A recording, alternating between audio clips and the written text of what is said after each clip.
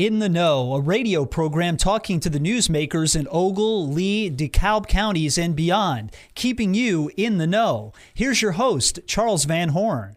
Happy Sunday and good morning. I'm Charles Van Horn, joined in studio this morning by Rochelle Mayor John Bearrows. Good morning to you. Good morning. Been an exciting week, of course, parting ways with a city manager that left quite a mark on the city. Jeff Fiegenschuh moving on to become the city administrator for the community of Washington, Illinois. And you worked with him closely, Mayor Bearrows. And I know you've said lots of great things about him over the last couple of days, on Monday and on Wednesday. But again, one more chance. Jeff did a lot for this community. Yeah, he really did. Jeff brought a very different atmosphere, very energetic, had a great foresight and vision, was not afraid to kind of think outside the box. And that's very important. You know, with our city government, we are a city manager form of government. It used to be Rochelle was a strong mayor and council, in which the council each had a department that they oversaw. And then back several years ago, they decided to go to city manager form of government. So what the city manager really does, you know, and what Jeff has brought here to the community and former city managers for that matter, but they really take care of all the day-to-day operations. They are over all the employees. It's quite an in-depth job. I mean, every problem that comes about day-to-day, the city manager handles. Yeah. And Rochelle is not just your little hamlet. It's not where the city manager's job would be maybe figuring out if a culvert needs to be replaced or if a fire hydrant's broken. You guys do it all with Rochelle. Let's be realistic. The community does a lot of things. We're very unique in that we have several departments that a lot of communities don't have. For example, we have, a lot of people don't think about it, but we have a city-owned landfill, which ties into the city manager has to deal with regulations and guidelines and all that. We have the city railroad. We have the Rochelle Airport, and obviously the utilities is a huge part of our whole structure. The utilities makes up about 60% of our entire budget.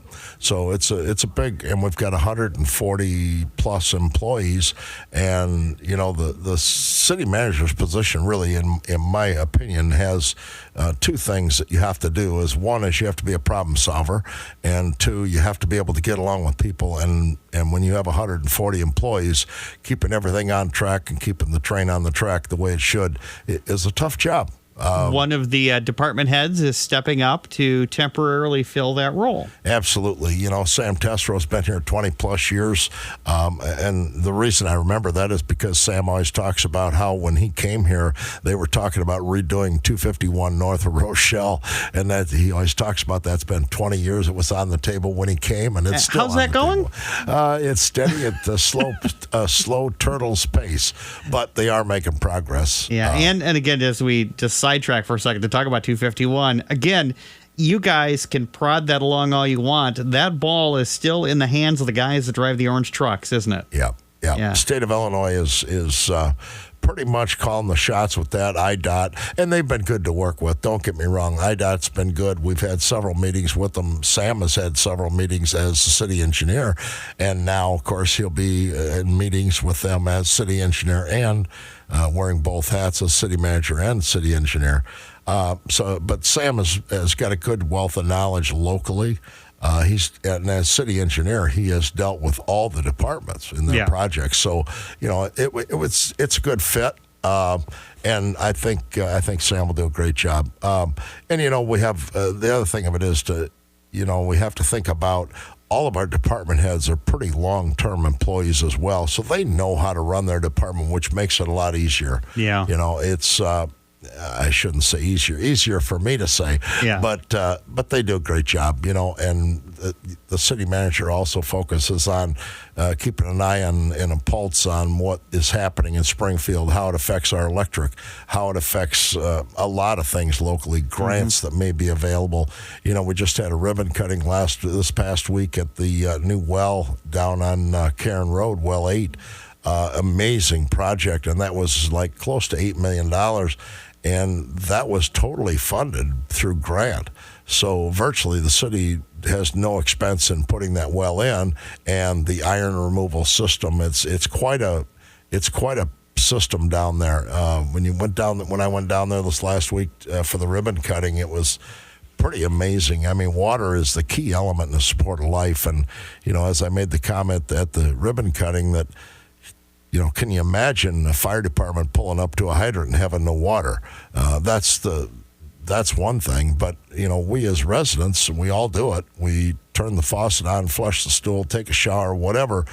We don't even think about all the things that are in the background of this. Well 8 has been around for a while. It had some rust issues that developed the iron, and then you guys got this whole system in place to get the iron out, maybe radium in the future if it pops up, sort of a preventative thing if you need it.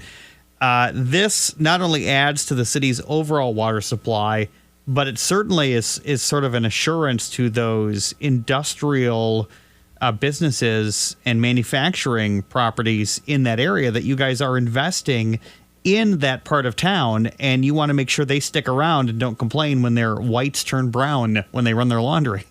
Well, and the thing of it is, and you make a good point when you say in that area, but that well will help the entire community because it's all tied together. So it's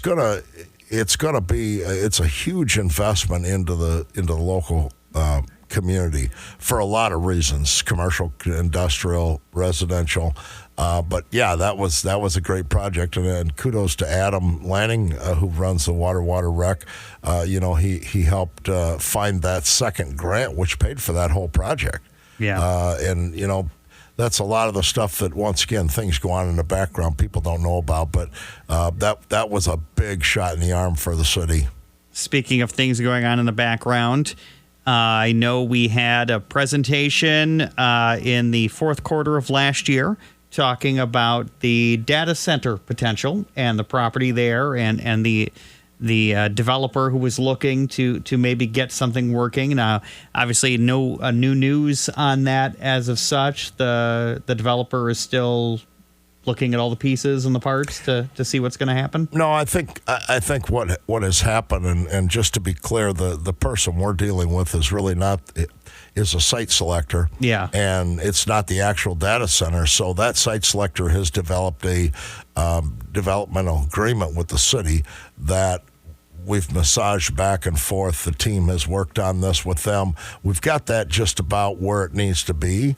And so that'll come to council probably the next meeting in this month or the first meeting in February. I think it'll come before council. And then he or she will take that process of the development agreement and take that in front of the actual data centers and say, okay, now who fits this criteria? Yeah, try to find a tenant for... Yeah. And if something doesn't happen within 3 years, the development agreement goes away. I highly believe that there will be someone fairly quick. The site selector would not invest the time and energy in what they're doing and legal fees and all that to feel like, well, we don't know who we're going to get. I think they already have somebody in mind. But that's the process. We get the site selector and get the details down, the criteria that they have to follow, and then they go out and search for the end user. But very excited about that. That's going to be a huge boost in the EAV. We have squenched some concerns about water usage. They actually, since our public meeting we had, 2 months ago about it, they've actually reduced the amount of water they're going to use even more. And the odd thing was, originally we talked about 100,000 gallon cap. Yeah. Well, we've got one CHS uses 1.5 million gallons a day. Yeah. So a lot of steam there south of town. Yeah. And, so the 100,000 gallon was really nothing in the scheme of our whole system. However, they have reduced that water usage down because it was some concerns for residents. So we've adjusted that down and got that taken care of. Power will not be a problem. I think excellent EAV. We'll have the power for them. We'll have the water.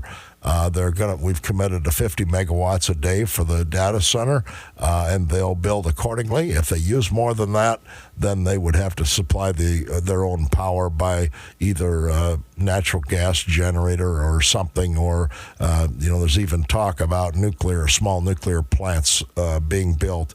I don't know that they'll build that here, but that's an option for some of these data centers that are large users. And if you just want to talk hypothetically, I mean, that could, in theory, be an option for the city of Rochelle, except the initial cost has got to be astronomical, I would think, on small-scale nuclear. It really is. And I think once again, when you talk some of the bigger data centers, larger areas, bigger buildings, we had one data center came to Rochelle.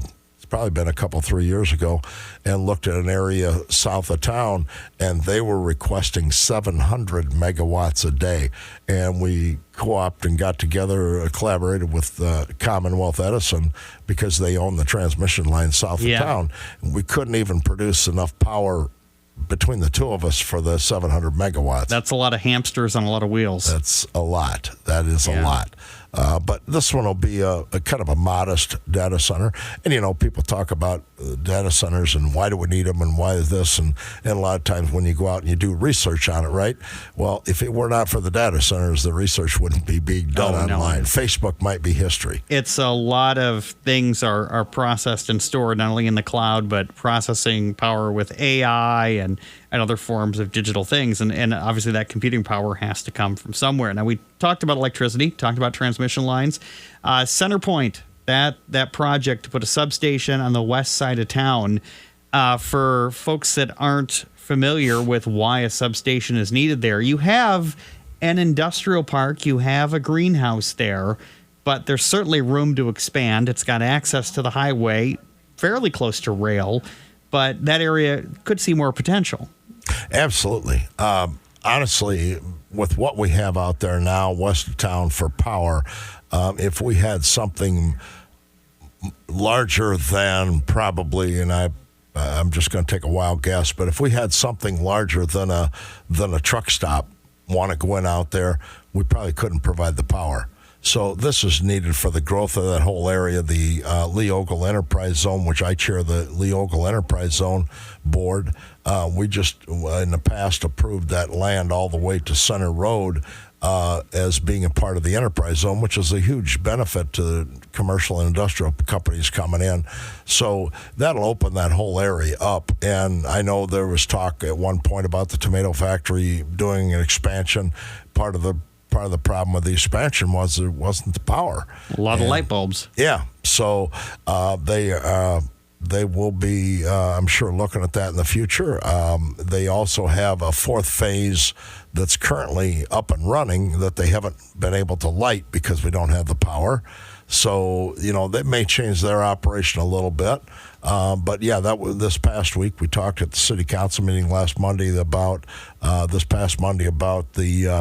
the poles that we purchased and some of those things that are kind of a whole part of this substation. And it should be completed, hopefully, according to Blake last Monday, that it should be completed mid-27, I believe, is what the target date is. Mm-hmm. And it's kind of interesting that was discussed in the meeting how international and real-world day-to-day politics can affect you guys on the city council and the city manager level, because prices are fluctuating on these inputs, and you guys are dealing with raw materials, you're dealing with wire, you're dealing with steel poles, things like that. And because you run your own utility, it's not like that stuff's going to be hidden to you and it's just some companies coming in and they're just building it. You're not a ComEd, you're not an Exelon. You guys are you. And you have to do it all on your own. It's very unique that we are a small public-owned utility, and that's one of the things that we talked last Monday night about the tariffs, how they affect the prices of the poles, the price of the wire. But I think all in all, Blake and his entire team does a great job of making sure that we're protected and no hidden surprises. We always say that surprises are great at Christmas time, but not when you're building a substation. So, and unfortunately, sometimes when those products are coming from overseas, they'll have a clause in their contract that if the tariffs go up, we pay the freight. So in essence, when you do that, you're taking a risk that depending on what happens in Washington, it could affect what the prices are for all those products, as you say, coming into. It's all raw material. And let's hope there's no more surprises for sure. Rochelle Mayor John Bearrows, thank you so much for joining us today. Glad to be here. Thanks for having me. Thank you for listening to this week's In the Know. The program returns next week at this time with another great conversation with someone from your community.